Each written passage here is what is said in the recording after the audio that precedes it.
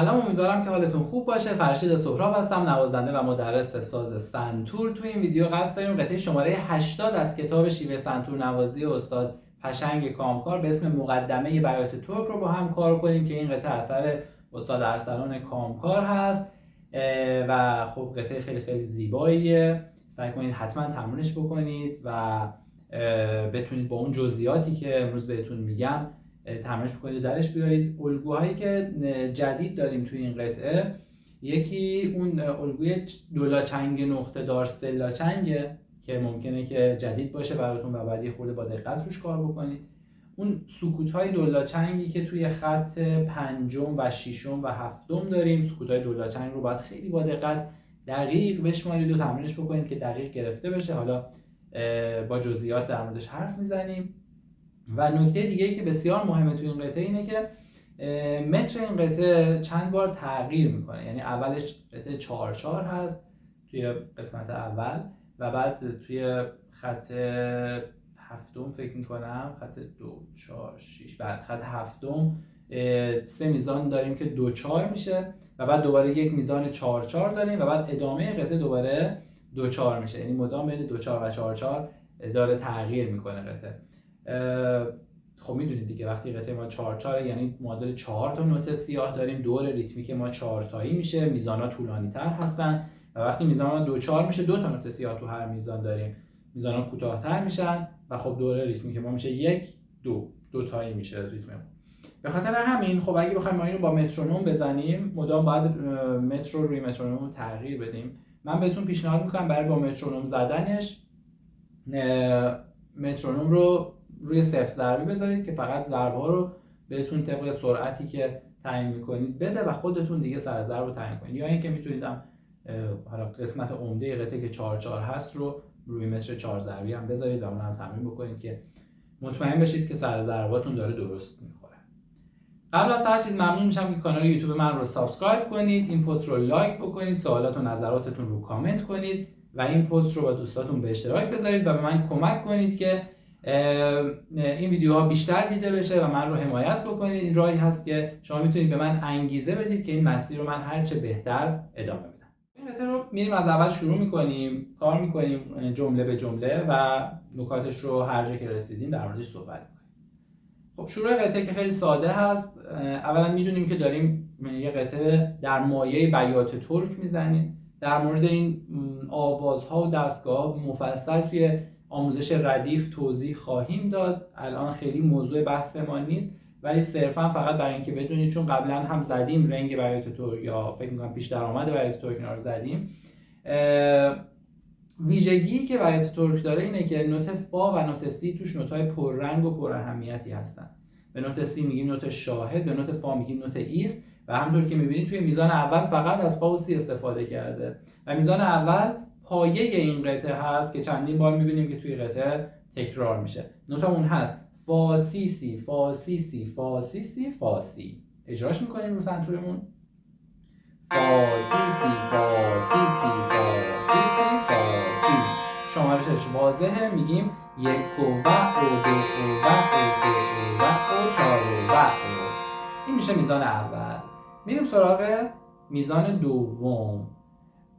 شروعش با یه سکوت چنگ شروع میشه، یعنی 1 او سکوته و او میشه اون سیلایی که داریم. حالا توی ضرب دوم یه دولاچنگ نقطه دار و یه سلاچنگ داریم. این رو اگر فرض کنیم که 4 تا نوت دولاچنگ باشه میشه 2 او و او به ترتیب 2 او و او. حالا اتفاقی که افتاده اینه که نصفی از ارزش نوت دوم کم شده و به صورت نقطه به نوت اول اضافه شده و نوت دوم تبدیل شده به نوت سلاچنگ. حالا چطور میتونیم اینو اجراش بکنیم؟ راحت ترین راهی که من فکر میکنم که اصولی هم هست و خب به مشکل نمیخورید اینه که بیایم بگیم 1 او برای نوت اول هست، یعنی 1 با نصف او. خب نصفه دوم او برای نوت دومه، ولی بیایم برای اینکه راحت تر بتونیم اجراش کنیم فرض میکنیم نوت دوم اصلا وجود نداره. یعنی انگار ما داریم یه دونه نوت چنگ و 2 تا نوت دولاچنگ. 1 او برای نوت اوله، یعنی اینطوری میشه 1 او برای نوت اول و او برای 2 تا نوت آخر که نوتمون هست چی؟ سی سی لا، یعنی دو رو حذف میکنیم عملا. پس نوتمون میشه سی سی لا، میشه دو او و او، دو او و او، دو او و او. حالا برای اینکه بتونیم اون نوت سلا چنگ رو اجرا بکنیم، چسبیده به نوت سوم که نوت سی هست باید یه دو بزنیم، میشه دو او و او. به جای اینکه بزنیم دو او و او میزنیم دو او و او. پس اگه اول فرض کنیم که اون نوت دو وجود نداره روی سنتور، نوتمون هست سی سی لا، میشه دو او و او، دو او و او. حالا اون نوت دو رو بهش اضافه میکنیم، میشه دو او و او، دو او و او، دو او و او. یعنی توی و قبل از اینکه من سی رو اجرا بکنم یه دونه دو هم میزنم، دو او و او، دو او و او. و این الگو رو خیلی زیاد توی این قطعه داریم. سعی کنید روی یکیش حسابی کار بکنید، روش مسلط بشید که دیگه همه رو بلد باشید و درست اجرا بکنید. خب نوتامون هست سی لا سی دو سی لا سو لا سول فا سو لا سی. اجراش میکنیم روی ساز. سی لا سی دو سی لا سو لا سول فا سو لا سی. با شمارش یک او سکوته، میگیم یک و او دو او و او سه او و او چهار او و او. میزان اول و دوم من پشت سر هم براتون میزنم. یک و او دو او و او سه او و او چهار او و او، یک و او دو او و او سه او و او چهار او و او. بسیار خوب. میریم سراغ خط دوم. میزان اول دقیقاً تکرار میزان اول تو خط اول هست، همون فا سی سی فا سی سی فا سی سی فا سی تکرار میشه. میزان دوم توی خط دوم یه نوت میره بالاتر و یه ذره هم خود تغییر داره. نوتامون هست دو سی دو ره دو سی سی دو سی لا لا سی دو. پس میزان دوم به این شکل میشه روی ساز. دو سی دو ره دو سی سی دو سی لا لا سی دو. با شمارش اجراش میکنیم. یک و او دو او و او سه او و او چهار او و او. میزان اول و دوم توی خط دوم پشت سر هم میشه یک و او دو او و او سه او و او چهار او و او، یک و او دو او و او سه او و او چهار او و او. میریم سراغ خط سوم. نوتامون دوباره همون الگوی پایه رو داریم ولی دست چپ یه نوت رفته بالاتر. به راست و چپ این پایه هم توجه داشته باشید که صورت راست چپ چپ هست. نوتامون میشه فا دو دو فا دو دو فا دو دو فا دو. اجراش میکنم. فا دو دو فا دو دو فا دو دو فا دو. شمارشش یک و او دو او و او سه او و او چهار او و او. تا اینجا اگر دقت کرده باشید ما داریم میزان به میزان میریم جلو. خب میزان هم طولانیه، 4 4 و اون نیاز داره که حالا هر میزانی که میزنیم رو اول نوتش رو بخونیم، بعد بیایم روی ساز اجرا کنیم، با شمارش اجراش بکنیم و سعی کنیم خوب یادش بگیریم و حالا وصلش کنیم به جمله بعدی. این مدلیه که شما باید برای هر قسمت هر درس به همین شکلی که به تیکه تمرین بکنید بیاید جلو. خیلی خوب. میزان دوم تو خط سوم نوتمون هست ره دو ره میره دو دو ره دو سی سی دو سی لا. اجراش میکنم. ره دو ره میره دو دو ره دو سی سی دو سی لا. یکی یکی میاد پایین الگوه. پس شد چی؟ یک و او دو او و او سه او و او چهار او و او. قسمت بعد خط چهارم یه نوت میاد پایین تر. دو سی دو ره دو سی سی دو سی لا لا سی لا سول. اجراش میکنیم. دو سی دو ره دو سی سی دو سی لا سی لا سی لا سول. با شمارش یک و او دو او و او سه او و او چهار او و او. و جمله بعد یعنی میزان بعد، میزان دوم توی خط چهارم. سی لا سی دو سی لا سول لا سول فا سول لا سی. سی لا سی دو سی لا سول لا سول فا سول لا سی. میشماریم. یک و او دو او و او سه او و او چهار او و او. خب من این سه تا میزان رو پشت سر هم براتون اجرا میکنم، یعنی از میزان دوم توی خط سوم تا آخر خط چهارم.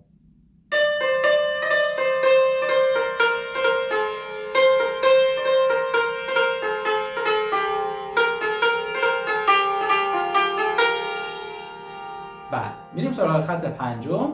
میزان اول که تکرار میزان اول قطعه هست، همون پایه فا سی سی فا سی سی فا سی سی فا سی. و بعد از این یه جمله جدید رو شروع میکنه که یکم تمش متفاوته نسبت به قبلی. باز دوباره همونطور میزان به میزان میریم جلو. نوتامون هست توی میزان دوم خط پنجم: سی فا فا فا فا فا فا می می می می می. این قسمت رو اگه بخوایم شمارشش رو در بیاریم، یک و او که میشه 4 تا دولاچنگ اول، توی قسمت دوم دو سکوت، او و میشه 2 تا نوت دولاچنگمون، او آخر هم سکوت میشه. خب اجراش میکنم براتون روی ساز: سی فا فا فا فا فا فا می می می می. حواسمون باشه که فای دوم، فایی که توی ضرب شماره 3 میزنیم، خرک نهم باید بخوره. اینو خیلی دقت بکنید، چون اگر اشتباه بزنید خیلی کارمون پیچیده میشه و به هم میریزه. به راست چپ ها حتما توجه بکنید، بسیار بسیار مهمه.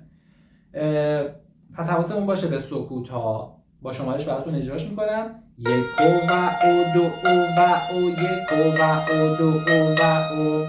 قسمت بعد خط شیشم: می ره ره ره ره ره ره دو دو دو دو دو. میزنیمش: می ره ره ره ره ره ره دو دو دو دو دو. شمارشش یک و او، دو و او، سه و او، چهار و او.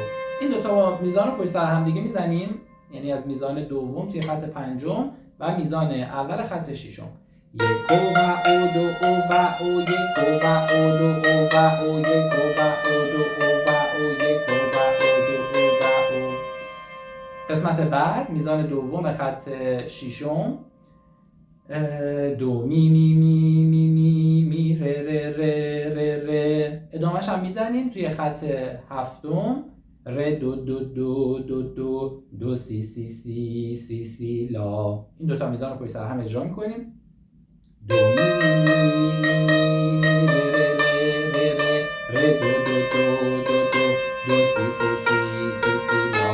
خیلی مهمه که این سی سی لا حتما راست راست چپ اجرا بشه، دو راستی چپه. اگر غیر از این باشه اصلا واقعا نمیشه اجراش کرد، یا اگر بشه یا تو زمان بندیش اشتباه میشه یا رو تاکیداش اشتباه میشه. به هر حال اون صدایی که آهنگساز مد نظرش بوده ازش در نمیاد. با شمارش براتون میزنم: یک و او، دو و او، یک و او، دو و او، یک و او، دو و او، یک و او، دو و او. خیلی خب، این جمله رو کلا براتون اجرا میکنم از اول خط پنجم.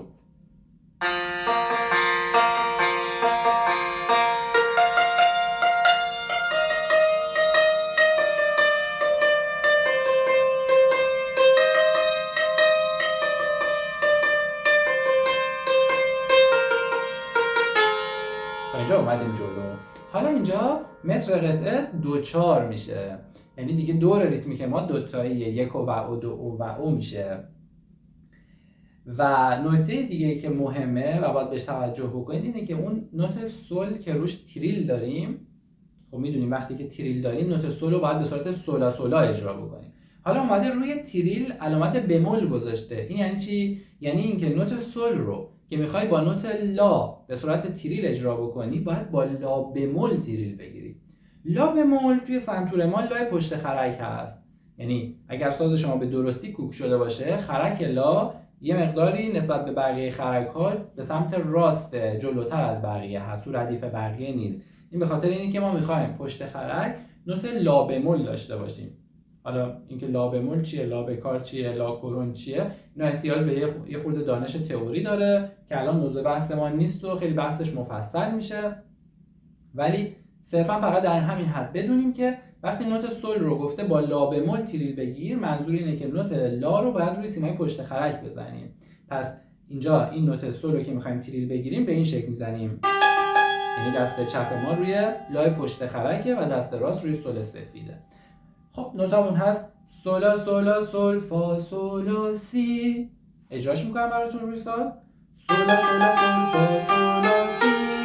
شمارشش که خیلی ساده است: یک و او، دو و او. تو یک او بعد تریل سولو بزنیم، تو یک یه سولا میزنیم، تو او یه سولای دیگه، یک او، یک و او، دو و او. قسمت بعد میزان آخر: یک او سکوت چنگه و او میشه دو سی، دو او و او هم که دو دو سی لاه. نکته دیگه ای که البته قبلا هم داشتیم، اون نوت زینتی هست که اینجا به صورت یه دایره روی نوت دو گذاشته شده و البته قبلا هم بهتون گفتم که این زینت باید دقیقاً روی نوت باشه. این توی چاپ مقداری جابجا شده جای نوت زینت باید دقیقاً روی دوی اول گذاشته بشه و این نوت زینت همیشه برای نوت بعدی استفاده میشه. یعنی مثلا اینجا روی نوت دوی اول گذاشته میشه و برای دوی دوم اجرا میشه. به صورت یه نوت دست چپ چسبیده به نوت اصلی به صورت شلال میخوره. یعنی به جای اینکه نوت اصلی ما هست دو دو سی لا، ما باید بزنیم دو دو سی لا دا دا دا دا. پس نوت دوم اینه، این نیست، این اشتباهه، این هم نیست. ما باید بدونیم که این نوت زینت با چه فاصله‌ای نسبت به نوت اصلی بخوره و با چه ولومی، با چه نوانسی اجرا بشه. پس میشه پس این میزان میشه یک او سکوت، میگیم یک و او و دو او و او، یک و او دو او و او. و میزان اول خط بعد که تکرار همون میزان قبلی هست که توش تریل داشتیم، سولا سولا سول فا سولا سی. پس من اگه بخوام این سه تا میزانی که مترش دو چاره رو پشت سر هم اجرا بکنم به این شکل میشه.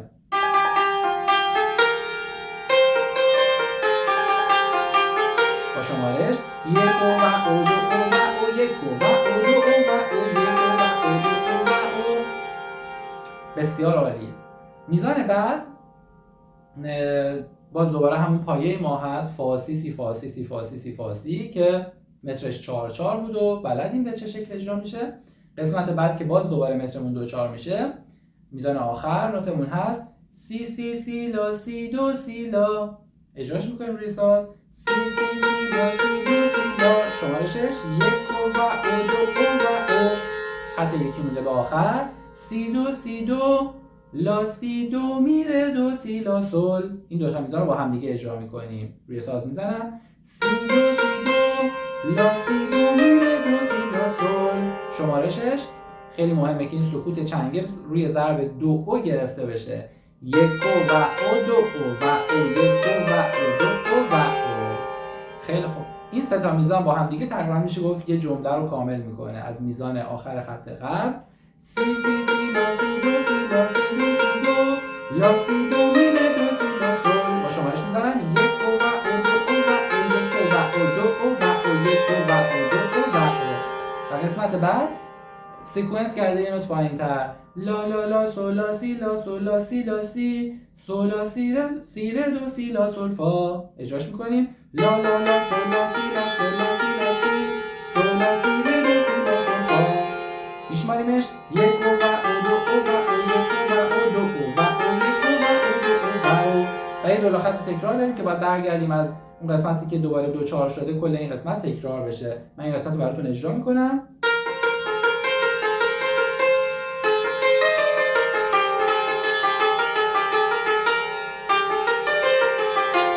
بعد دوباره تکرار میشه و تیکه آخر که دیگه خاتمه قطعه هست، تریل سول دوباره با لا بمول میشه سولا سولا سول فا سول دو لا سی فا سی سولا سولا سول فا سول دو لا سی فا سی.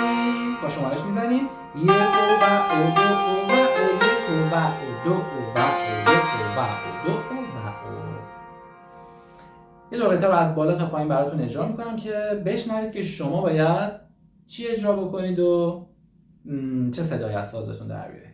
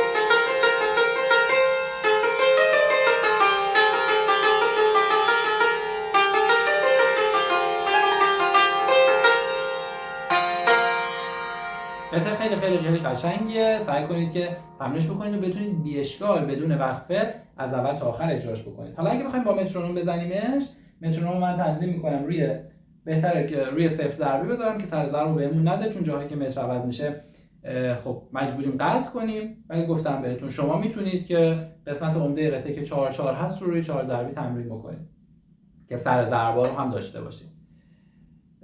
اوکی، روی سرعت 100 1 و 2 و 3 و 4 و 1 و 2 و 3 و 4 و 1 و 2